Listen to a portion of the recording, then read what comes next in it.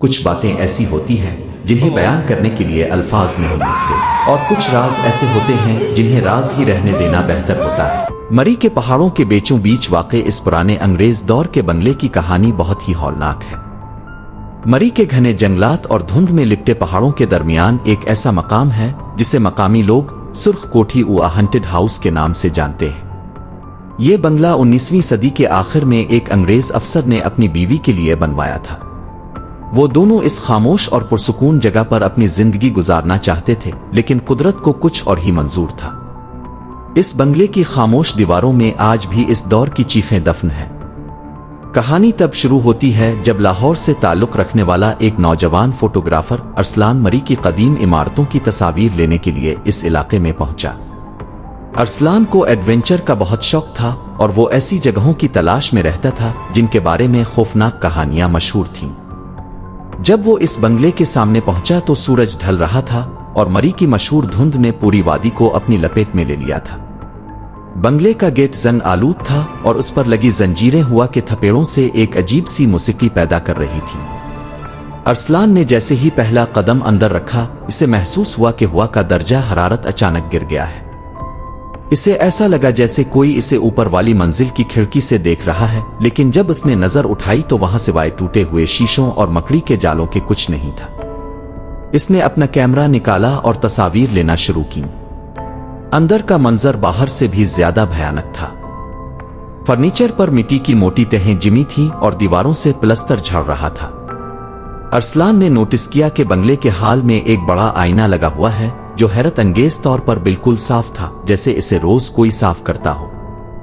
جب وہ اس آئینے کے قریب گیا تو اسے آئینے میں اپنا عکس دھندلا نظر آیا، لیکن اس کے پیچھے ایک سفید دھندلا سا سایہ دکھائی دیا جو تیزی سے گزر گیا۔ ارسلان کا دل زور سے دھڑکنے لگا، اسے لگا کہ شاید یہ اس کا وہم ہے، لیکن تبھی اوپر والی منزل سے کسی کے بھاری بوٹوں کے چلنے کی آواز آئی۔ وہ قدموں کی چاپ سیدھی اس کی طرف آ رہی تھی۔ ارسلان نے ہمت جمع کی اور سیڑھیوں کی طرف بڑھا۔ اسے معلوم نہیں تھا کہ وہ اپنی زندگی کی سب سے بڑی غلطی کرنے جا رہا ہے۔ جیسے جیسے ارسلان لکڑی کی پرانی اور چرچراتی سیڑھیوں پر قدم رکھ رہا تھا، اسے ایسا محسوس ہو رہا تھا جیسے ہوا بوجھل ہوتی جا رہی ہے۔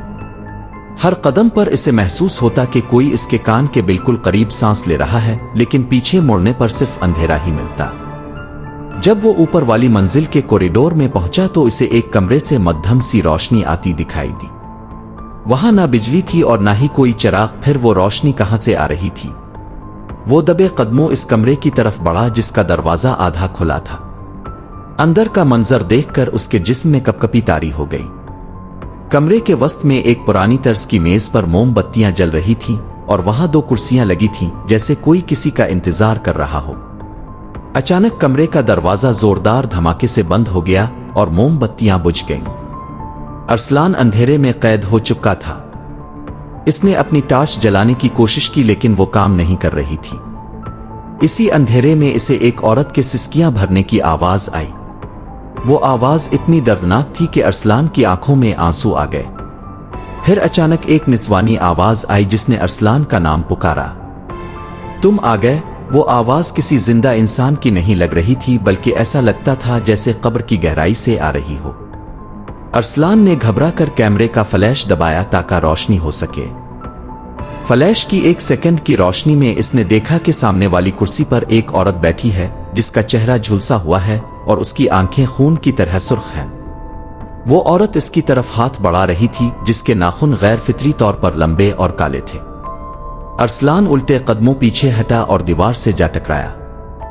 اس نے محسوس کیا کہ دیوار سے کوئی لیس دار مادہ بہہ رہا ہے جو بالکل تازہ خون کی طرح تھا۔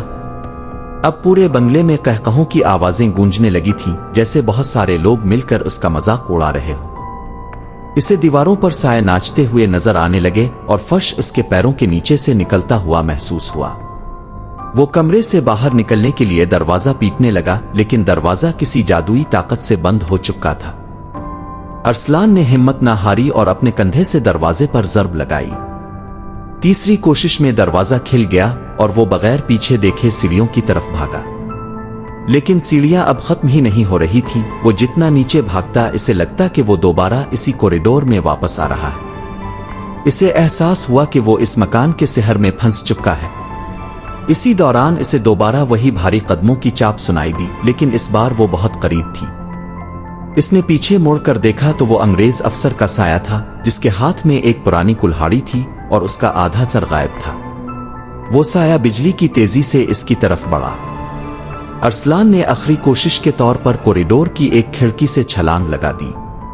वो बंगले की दूसरी मंजिल से नीचे मौजूद झाड़ियों में जा गिरा। गिरने की वजह से इसकी टांग टूट गई और सर पर गहरी चोट आई, लेकिन खौफ ने इसे दर्द महसूस न होने दिया। वो घिसकता हुआ गेट की तरफ बढ़ा। जब इसने पलटकर बंगले की तरफ देखा तो वो दंग रह गया। बंगले की तमाम खिड़कियों में रोशनियां जल रही थीं और वहां एक महफिल सजी हुई थी जहां साए नाच रहे थे। वही झुलसी हुई औरत खिड़की में खड़ी इसे देखकर हाथ हिला रही थी, जैसे कह रही हो कि तुम दोबारा जरूर आओगे। अरसलान किसी तरह सड़क तक पहुंचा जहां से एक ट्रक गुजर रहा था। ट्रक ड्राइवर ने इसे अस्पताल पहुंचाया। जब अरसलान ने अपना कैमरा देखा तो इसमें कोई तस्वीर नहीं थी सिवाय एक तस्वीर के जो इसने कमरे के अंदर फ्लैश से ली थी।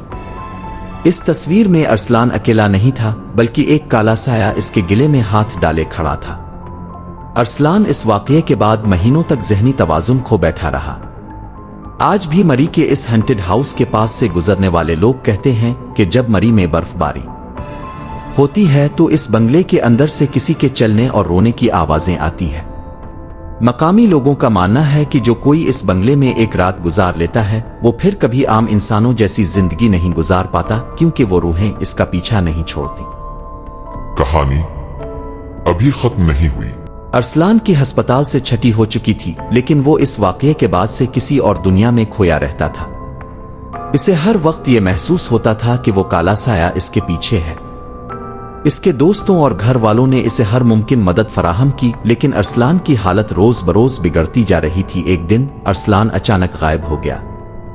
इसके दोस्तों और घर वालों ने इसे हर जगह तलाश किया, लेकिन वो कहीं नहीं मिला। कुछ दिनों बाद एक मकामी चरवाहे ने मरी के इसी हंटेड हाउस के करीब से गुजरते हुए एक पुरानी डायरी देखी। ये अरसलान की डायरी थी। इसमें इसने अपने आखिरी ख्यालात लिखे थे। डायरी में अरसलान ने लिखा था कि वो रूहें इसे सोने नहीं देती थीं और इसे हर वक्त अपने पास बुलाती थीं। इसने महसूस किया कि अब वो उनसे बच नहीं सकता और उनके साथ ही रहने में इसे सुकून मिलेगा। डायरी का आखिरी सफ़ा पढ़कर चरवाहे की रूह कांप गई, क्योंकि वहां अरसलान ने लिखा था, वो मेरे बहुत करीब हैं, मैं अब उनका हिस्सा बनने जा रहा हूं। इसके बाद अरसलान का कभी कोई सुराग नहीं मिला, लेकिन कहानी यहां खत्म नहीं होती। बर्फबारी की एक सर्द रात में मरी का वो पुराना बंगला अब पहले से कहीं ज्यादा खौफनाक दिखाई देता है। अब वहां सिर्फ एक नहीं बल्कि दो काले साए खिड़की के पास खड़े नजर आते हैं। बर्फबारी की एक सर्द रात में मरी का वो पुराना बंगला अब पहले से कहीं ज्यादा खौफनाक दिखाई देता है।